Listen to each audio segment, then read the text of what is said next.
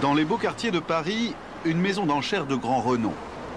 Chez Christie's, ce matin-là, le Gotha des amateurs s'était donné rendez-vous pour une vente exceptionnelle, une vente d'art oriental. 200, 300, 500, 3000... Un marché encore réservé à quelques initiés, mais les collectionneurs s'y retrouvent de plus en plus nombreux. Attention, il faut avoir le cœur bien accroché et surtout le portefeuille bien rempli, car pour ces antiquités souvent exceptionnelles, il faut être prêt à dépenser des fortunes. 500, 8000, 500, 9000, 500... Cette sculpture chinoise de l'époque Tang, par exemple, a été adjugée 270 000 €. Pour le moment, 12 000, c'est... Une pièce excessivement rare qui vient de la Chine avec une provenance très belle. Elles ont appartenu à des collectionneurs français, alors on est très heureux de les acheter. 9500... Mais nourrir une passion pour ces antiquités orientales peut aussi se révéler très dangereux. À 44 000 €. À Cannes, un riche homme d'affaires belge, nous l'appellerons Lucien, en a fait l'amère expérience. L'homme préfère rester discret car il a perdu beaucoup d'argent. Une escroquerie machiavélique, digne d'un véritable polar. Pour lui, l'histoire commence en 1997, sur la Croisette, devant une boutique d'art oriental. Donc voilà, j'étais parfois à Cannes, où je me promenais le long de la Croisette. Et je suis entré dans un magasin d'art oriental.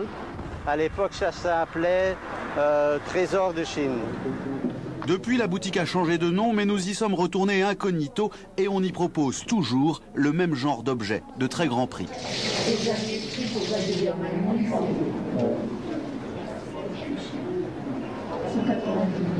Voilà. Et donc là, je suis entré pour regarder un petit peu, pour discuter des pièces qu'il avait. Lucien va craquer pour cette sculpture. Les vendeurs lui assurent qu'elle est sertie de rubis et lui donnent même un document qui l'authentifie. Ils avaient un certificat d'un expert de la Côte d'Azur, un expert en pierre dure, qui certifiait que la pièce valait 100 000 $, je crois. Bruxelles, quelques semaines plus tard. Lucien revient ravi de ses vacances car cet objet, il l'a acheté au tiers de sa valeur, 30 000 $ seulement. Il reprend ses activités professionnelles dans le secteur de la banque. Et là, il va lui arriver une histoire incroyable. Un beau jour, il reçoit la visite d'un homme qui veut lui confier une affaire.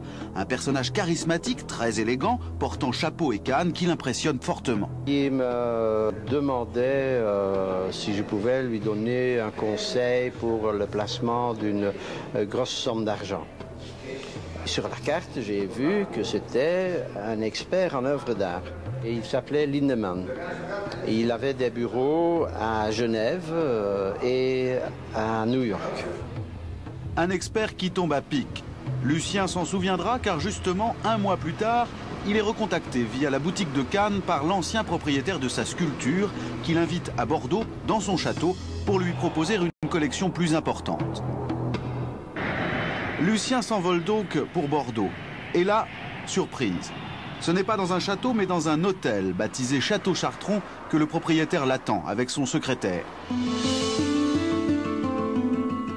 Lucien a pris ses précautions. Il a invité Lindemann, le fameux expert international, qui a accepté de faire le déplacement. On a attendu l'arrivée de Lindemann lui-même, qui est passé l'après-midi en taxi. À nouveau un grand show. Quand Lindemann arrivait, c'était un peu Dieu le Père qui arrivait. Tout le monde était « Ouh, Lindemann arrive, il est là, on va y aller ». Et Lindemann arrivait à nouveau dans son très beau costume. Et il a dit d'abord « Mais qu'est-ce que c'est cette histoire? Je croyais qu'on devait aller à un château. » Alors tout le monde lui a expliqué prudemment, oui, qu'il y avait un petit problème et que bon, on avait quand même amené quelques belles pièces. Dans la chambre, une trentaine d'objets est exposée. Lindemann se montre très impressionné. Et on est allé dans la chambre et dès qu'il a vu les pièces, il a dit « Oui, mais qu'est-ce que c'est que ça pour une histoire? Vous laissez ces pièces comme ça, seules dans la chambre, hein, sans que quelqu'un les garde. » Et puis les vendeurs sont sortis parce que Lindemann trouvait aussi que quand il discutait argent et affaires, il voulait être à quatre yeux. Et alors il sort sa caméra, il commence à filmer certaines des pièces et les prendre en rapproché. Et il dit, venez voir comme c'est beau, comme c'est bien travaillé, ça c'est quand même une pièce exceptionnelle. L'expert enthousiaste trouve les pièces très bon marché. Il conseille à Lucien d'acheter et lui propose même de lui reprendre l'ensemble encore plus cher. Comme ça, à première vue, il me dit, ça vaut quand même 3 millions de francs suisses. Il dit, bon, à première vue, c'est le prix que je peux vous faire. Du pain béni pour Lucien, qui était le premier sur cette affaire. Cette collection mirifique, il va la payer 3 fois moins cher. 1 million d'euros tout de même, mais il croit qu'il va la revendre à Lindemann en réalisant au passage une coquette plus-value. Il me rendait presque heureux que je pouvais acheter une deuxième partie. Cette deuxième partie, elle va se jouer à Bruxelles. Dans les semaines qui suivent, on lui propose 2 autres opérations, toujours avec la caution de Lindemann. Là encore, Lucien n'hésite pas, il est persuadé de réaliser l'affaire du siècle. Mais la revente espérée se fait attendre. Lindemann se rend injoignable. Fausses excuses et même mensonges. Lucien reçoit un jour un coup de fil du secrétaire de Lindemann. L'expert, dit-il, a été arrêté aux États-Unis pour trafic de cocaïne. Lindemann a été arrêté et qu'il était certainement à l'écart pour 10 ans. Lucien reste seul avec ses objets sur les bras et les escrocs vont encore une dernière fois essayer de le plumer. Dans sa boîte aux lettres, il découvre un beau jour un carton d'invitation pour l'inauguration d'une boutique d'art oriental tenue par un expert au Sablon, le quartier des antiquaires. Cette boutique, située juste à côté d'un grand hôtel, est aujourd'hui fermée. Lucien apprendra plus tard qu'elle avait été créée uniquement à son intention pour le rassurer et le pousser à de nouveaux achats. Quand j'ai trouvé la carte de publicité avec quelqu'un qui était expert en pierre dure, en œuvre orientale, etc., je me suis dit, il faut quand même que j'aille voir et que j'essaie d'avoir une opinion à lui parce qu'il est indépendant. L'expert lui confirme l'authenticité des pièces qu'il possède et tente même de lui en vendre d'autres. Mais cette fois-ci, Lucien n'a plus d'argent et là, tout va s'écrouler. Comme par hasard, tous les marchands qu'il avait rencontrés disparaissent mystérieusement. Cancer, commotion cérébrale et même accident de Jaguar. Lucien n'a plus que ses yeux pour pleurer. Désespéré, il décide d'employer les grands moyens. Pour en avoir le cœur net, il prend carrément l'avion pour New York, afin de faire évaluer ses pièces par des experts au-dessus de tout soupçon. J'ai été chez Christie's, chez Sotheby's et chez d'autres magasins à New York, dans le centre artistique. Et là, il y a quelqu'un, un ancien employé de Christie's, qui me disait, oui, mais non, vous, you have been set up, c'est une combine, c'est un piège. Un piège dans lequel Lucien n'est pas le seul à être tombé. Un piège diabolique qui se referme chaque année sur plusieurs dizaines de personnes fortunées. À Paris, au pôle financier, tribunal spécialisé dans la délinquance en col blanc, le juge d'instruction Maryse Leroux enquête sur une douzaine de dossiers d'escroquerie au jade depuis 1996. J'ai eu les premiers dossiers d'escroquerie au jade, puisque j'appelle ça comme ça, mais il y a plusieurs noms. Il y en a qui parlent d'escroquerie au char, d'escroquerie à l'américaine. Mon premier, donc, en 1996, et je dois en être à peu près à une douzaine. J'ai eu des escroqueries allant entre 500 000 francs et plusieurs dizaines de milliers. Le but est de vendre à des personnes, des victimes, des objets qui sont censés être des objets d'art chinois, qui sont en fait des objets ornementaux simplement. Et pour ça, on a le vendeur et on a surtout le personnage essentiel, l'expert. Parce que la victime, ne connaissant pas ce genre d'objet, en général, fait appel à l'expert. Et tout l'art des escrocs consiste à faire en sorte que la victime ait l'impression qu'elle a elle-même trouvé l'expert, qui bien entendu fait partie de la bande. Un pseudo-expert de mèche avec le réseau qui permet d'abuser les clients les plus méfiants. Les victimes ont trouvé les escrocs très sympathiques sur le moment, c'est une des constantes de l'escroquerie. Évidemment, avec le recul, elles ont tendance à être trouvées beaucoup moins sympathiques. Moi, je dirais que ce sont des gens qui sont vraiment très très bien organisés, qui sont très très forts. C'est donc dans des boutiques comme celle-ci sur la Côte d'Azur que chaque année des dizaines de victimes tombent dans le piège. Pour en savoir plus, nous nous rendons avec Lucien en caméra cachée dans l'une d'entre elles. Et là, surprise. Cette sculpture est identique à l'une de celles qu'il a achetées comme une pièce unique au monde.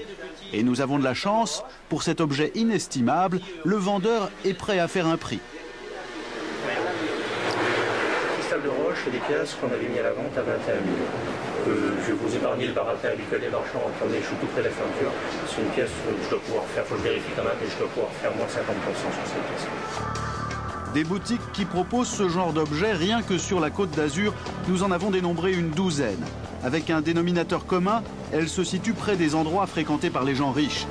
À Cannes, sur la Croisette, au milieu de marques prestigieuses, ou dans les rues de la vieille ville, près du port. Les objets, toujours les mêmes, des statuettes chinoises qui sont présentées comme des pièces anciennes, en jade et en ivoire. Démonstration chez ce boutiquier niçois. Parmi les objets dans sa vitrine, il y a de la pacotille, cela ne fait aucun doute. De la pacotille qu'il nous présente comme des œuvres très précieuses. Ça, c'est du jade Néphrite. Ça, c'est du jade Néphrite. Voilà, c'était ça. C'est le terme qu'il a employé. Ça, c'est le jade le plus cher qu'il y ait sur le marché. Ouais. Combien ça? Ça, c'est très vieux. Hein. Ben, ça va partir aussi. Ah ouais? Oui. Ça, c'est très vieux, ça, non? Oui. Ça, c'est Poctang. C'est quand les Poctang? C'est 1720, 1730. Cet objet est en fait une vulgaire imitation, et le vendeur est mal renseigné, les Poctang se situent en réalité un millénaire plus tôt. Et quand vous avez acheté, difficile de retrouver les vendeurs, car souvent ces boutiques disparaissent aussi vite qu'elles se sont créées. Et lorsque les clients abusés reviennent, les commerçants sont partis, sans laisser d'adresse.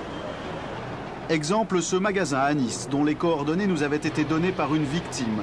Nous nous rendons sur place, la boutique est déjà en train de déménager. Il est certain qu'il existe un certain nombre de boutiques qui sont extrêmement temporaires, dont on se demande si ce ne sont pas les gens qui les tiennent, qui communiquent aux escrocs les adresses des victimes éventuelles, les personnes étant venues pour se renseigner sur un objet ou pour acheter un tapis, parce que souvent ils vendent également des tapis. Bon, j'ai un dossier également où le faux expert officiait dans une boutique. Bon, là évidemment on n'a pas eu de difficulté. Bon, pour le reste c'est beaucoup plus aléatoire et bon. Paris. La capitale n'est pas épargnée par ces escroqueries qui là encore se produisent dans les beaux quartiers. Cette fois-ci, ce ne sont plus des boutiques spécialisées dans l'art oriental, mais plutôt des magasins de tapis, décorations, des antiquaires, qui proposent également pour très cher des objets d'art asiatique. Les objets, souvent identiques, tournent en général de vitrine en vitrine. Et ces commerçants organisent également des ventes temporaires, annoncées par des tracts dans la rue. C'est d'ailleurs chez l'un d'entre eux que nous avons été abordés par un vendeur de jade. Nous décidons de tenter l'expérience et nous faire passer pour de riches amateurs d'art. Nous devenons Konrad Nowicz, financier polonais, et Valeria Rossi, riche héritière italienne, désireux d'acheter du jade. Au passage, nous nous équipons d'une caméra cachée. La semaine suivante, nous avons rendez-vous avec notre vendeur qui se fait appeler Monsieur Delorme dans le hall d'un hôtel parisien. Notre homme nous montre alors des pièces qu'il dit dater du XVIIIe siècle, en jade Néphrite, précieux selon lui, d'une valeur moyenne de plusieurs milliers d'euros. Pour preuve, il nous présente un livre confirmant les prix de vente de ces objets dans des salles d'enchères prestigieuses. Et là, nous allons commettre une grosse maladresse. Ça ressemble à la couleur d'un malachite, mais c'est quand même un jade. Mon Dieu. Mais pas du tout ennuyé, notre vendeur garde le sourire et nous affirme pouvoir restaurer cette urne. Pas de doute, ces objets sont sans valeur. Et pourtant, le vendeur nous avait présenté un catalogue qui les authentifiait. Mais là encore, vous allez voir, c'est une astuce. Nous nous sommes rendus dans l'une des études les plus réputées de Paris en matière d'art oriental. Jean-Claude Moreau-Gobard et Pierre Ansas, des experts véritables, ceux-là, ils travaillent pour les tribunaux. Ils connaissent bien le stratagème du vrai faux livre, ils en ont d'ailleurs leur propre exemplaire. Le livre, alors on mélange des bons objets avec des vrais résultats de vente publique. Par exemple, ça c'est bon, donc c'est vrai, ça a vraiment été vendu à Hong Kong pour cette somme-là. Et ça, par exemple, c'est un faux grossier qui vaut 2000 francs ou 3000 francs. Et là, on a mis, par exemple, vendu à Tokyo 265 000 US dollars.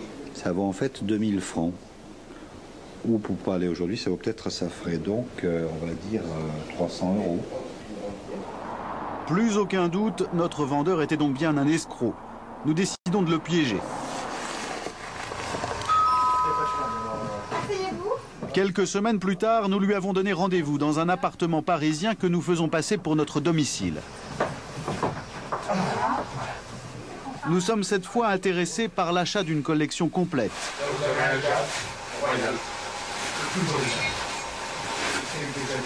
Nous décidons d'acheter ce cheval en jade du 19e siècle pour lequel il réclame 1800 €.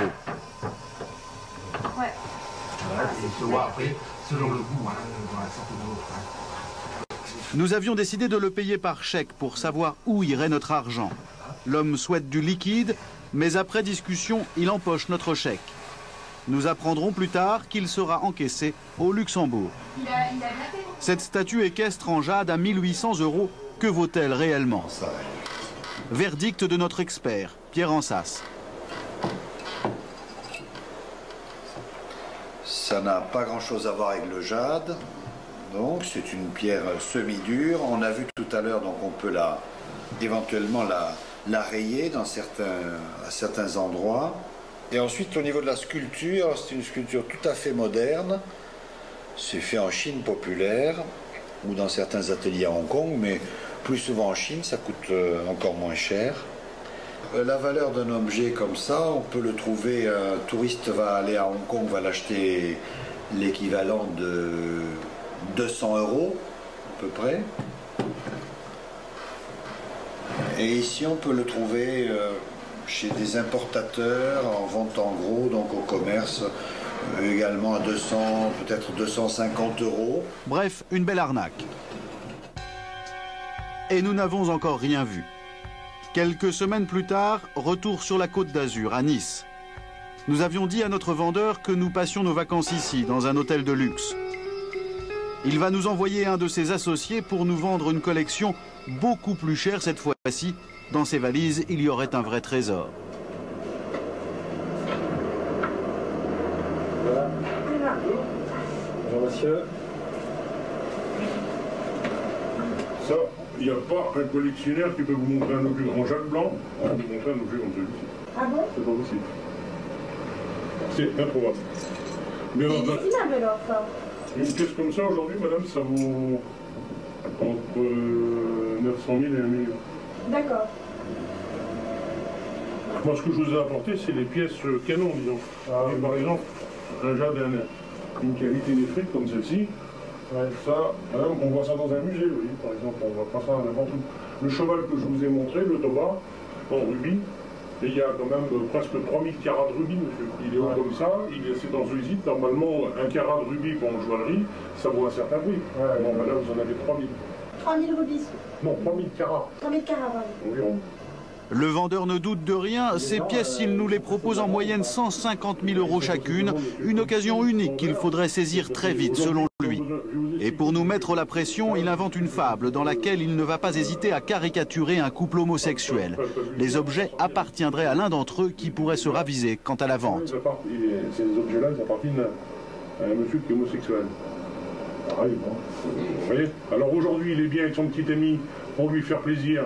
Il veut vendre des objets pour lui acheter une voiture, puis le lendemain ils se disputent, il ne veut plus rien vendre. Voilà. Une fois qu'ils ont l'argent, c'est bien, mais quand ils se disputent, quand ils veulent quitter, tu ne m'as pas acheté la belle auto, bon ben puisque c'est ça, moi les objets je les aime bien, mais je ne les vends plus. Vous voyez, c'est des scènes de famille. Vous les connaissez bien? Bah, bien non. Non, c'est des clients. C'est un peu comme vous, on ne se connaît pas en vérité. Hein. Au total, pour ces pièces, il demande plus de 2 millions d'euros. Là, évidemment, nous n'achetons pas. Ces vendeurs au culot incroyable, prêts à sillonner l'Europe pour rencontrer leurs clients. Qui sont-ils exactement? Je peux vous parler des vendeurs. Eh bien, les vendeurs, je dois vous le dire, ce sont toujours les mêmes, donc des gitans, il faut employer ce mot, qui sont constitués en société et qui se partagent le territoire en groupes. Ils sont des groupes de 3, 4, 5, et ils écument en principe les professions libérales si possible, les gens qui ont de l'argent. Donc ils ont déjà repéré les principaux noms des médecins, des industriels, etc. Et ils démarquent d'une façon tout à fait curieuse et pas toujours de la même façon. La plupart des auteurs semblent être des gens de la communauté des gens du voyage. Ce sont des Français. Je pense qu'il doit y avoir une centaine d'individus peut-être en France qui exercent régulièrement ce genre d'escroquerie et qui sans doute en vivent. Et peut-être même de père en fils dans certaines familles. Des familles qui ont parfois des problèmes avec la justice. C'était en septembre dernier à la 13e chambre du tribunal correctionnel de Paris. Quelques membres parmi les plus éminents du réseau sont jugés. On leur reproche plusieurs escroqueries commises entre 93 et 96. 8 personnes dans le box des accusés, 2 fois plus dans la salle, venues soutenir les chefs de famille. Parmi eux, Patrick Campistron, condamné en 1999 pour abus de confiance, aujourd'hui de nouveau devant la justice pour une autre affaire d'escroquerie. Il y a aussi monsieur Michelet, déjà condamné en 2001, de nouveau poursuivi aujourd'hui pour escroquerie en bande organisée. Michel Gabarès, on le surnomme le prof ou le roi des gitans. Il est aujourd'hui poursuivi pour avoir participé à 3 escroqueries au Jade il y a 7 ans. Son rôle était celui de l'expert. Et dans la salle, de nombreux spectateurs. Frédéric Gabarès, le frère de Michel. Ensemble, ils ont monté plusieurs sociétés. Christian Gabarès, le cadet de la famille, possesseur d'une galerie au Luxembourg et organisateur d'expositions d'art asiatique dans les grands hôtels de la Côte d'Azur. Enfin, Mario de Plechin, vendeur en magasin travaillant notamment avec la famille Gabarès sur la Côte d'Azur. S'ils paraissent aussi décontractés, c'est que depuis des années qu'ils opèrent, la justice ne les a jamais mis hors circuit très longtemps. Lors de ce procès, ils s'en sortent avec chacun 15 000 € d'amende, 8 mois fermes, mais ils les ont déjà purgés en préventive, plus 16 mois avec sursis. L'affaire était grave, ils ont soutiré plusieurs millions d'euros à leurs victimes, mais ils l'ont juré devant le juge, c'est aujourd'hui du passé, ils ont cessé leurs escroqueries depuis 7 ans.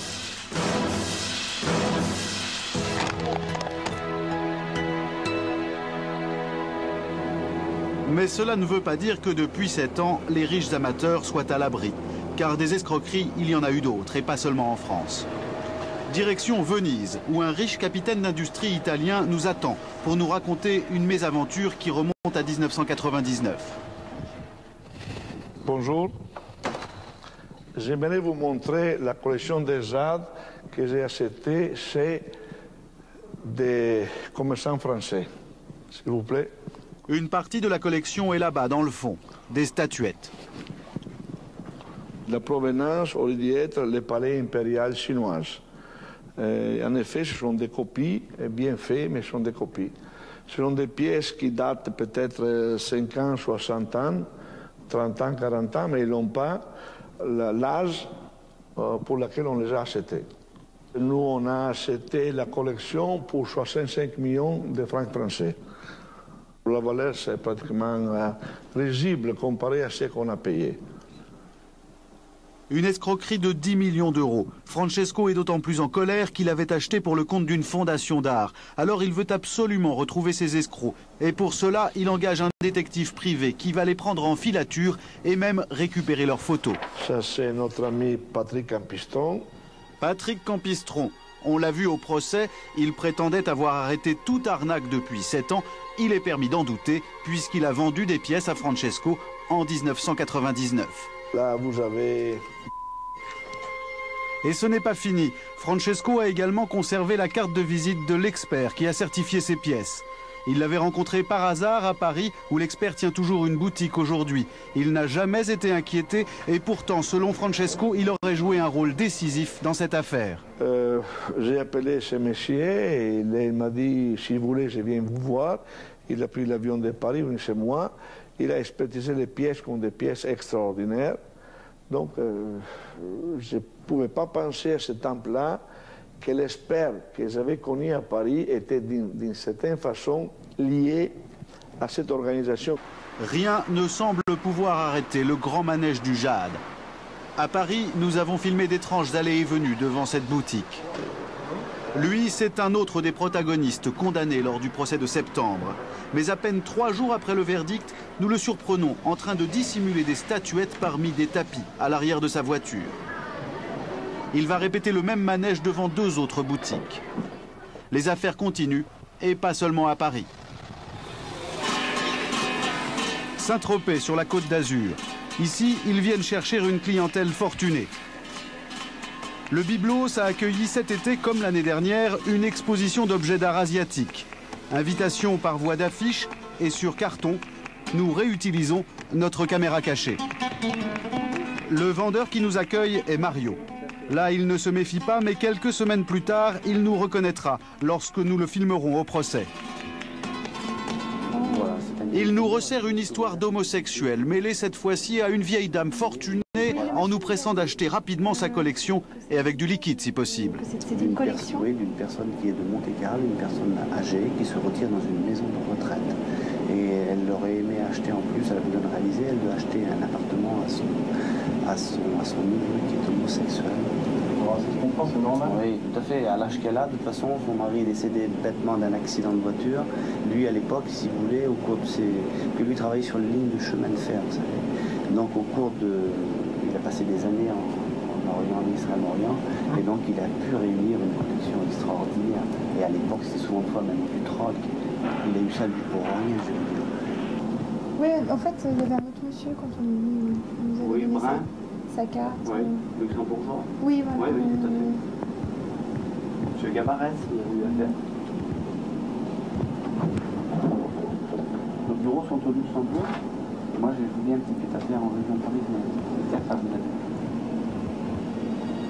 C'est ça. Christian Gabarès, décorateur négociant. C'est donc lui l'organisateur de l'exposition et il ne nous est pas inconnu. Le voici en septembre lorsqu'il assistait au procès de son frère. Français résident luxembourgeois, avec ses frères Frédéric et Michel, il a créé plusieurs sociétés d'immobilier et de négoce. Et leurs affaires apparemment marchent bien. Michel Gabarès, par exemple, mène grand train. Quand il est à Paris, il réside à des adresses prestigieuses.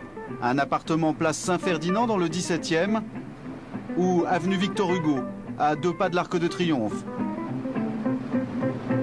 Il profite aussi de somptueuses résidences secondaires. En Belgique, dans le village de Belleuil, entre 1982 et 1994, Michel Gabarès loue à prix d'or la chasse de ce domaine. La chasse, ça facilite les rencontres. Il y a 6 ans, un riche industriel affirme y avoir été invité et présenté à un homme qui ensuite l'aurait délesté de plusieurs millions d'euros. À Cannes, les frères disposent également de 3 villas de luxe. Voici 2 d'entre elles dont nous nous sommes procuré les photos. D'abord, cet élégant mât entièrement restauré avec piscine et parc paysager. Et puis il y a cette demeure sur les hauteurs de la ville, avoisinant la dizaine de millions d'euros, avec piscine, terrain de 7000 mètres carrés et même prieuré du XVIIe siècle. Plusieurs sources nous avaient mis sur la piste de ces villas. Pour en savoir plus, nous nous rendons au cadastre de la ville, à la recherche de leur titre de propriété. Ces messieurs, dames. Est-ce qu'au bas mot, vous avez une idée de combien ça peut valoir, l'ensemble des 3 villas? Je ne peux pas vous dire, mais... ça doit coûter bonbon, quoi. MG3. Avec la même adresse. C'est la même société. Donc les 2 villas appartiennent à la même personne et vous nous dites que c'est MG3? MG3, ouais. Et vous savez ce que ça veut dire, MG? Non, je sais pas. MG, ce sont les initiales de Michel Gabarès, nous l'avons vérifié. La société MG3 lui appartient bien, comme d'autres portant le même nom suivi d'un autre numéro.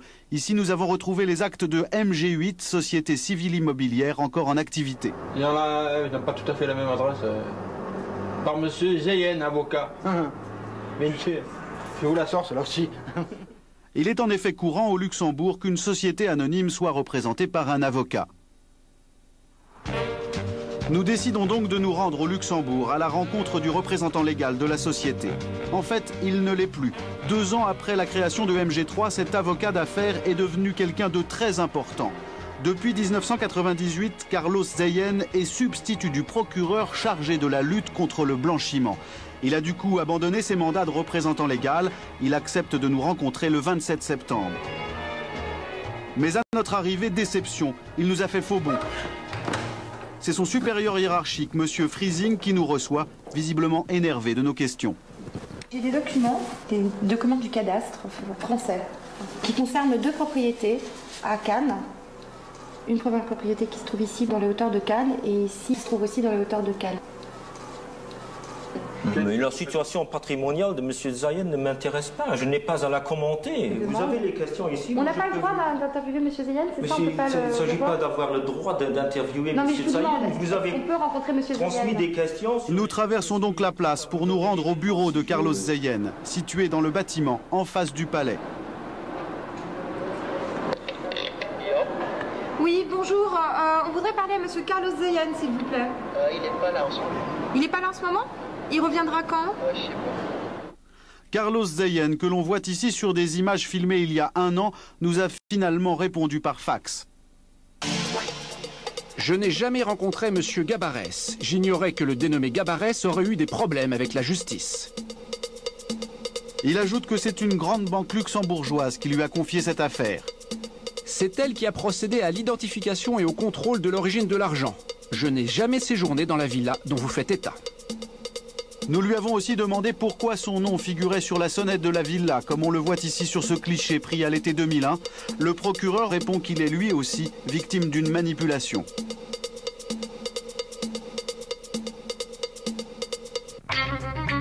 Des escroqueries sur des millions d'euros, des comptes au Luxembourg, et ce n'est pas tout. Plusieurs victimes et enquêteurs nous ont raconté avoir subi des menaces. Oui, j'ai reçu des menaces très lourdes, bon, menaces de mort.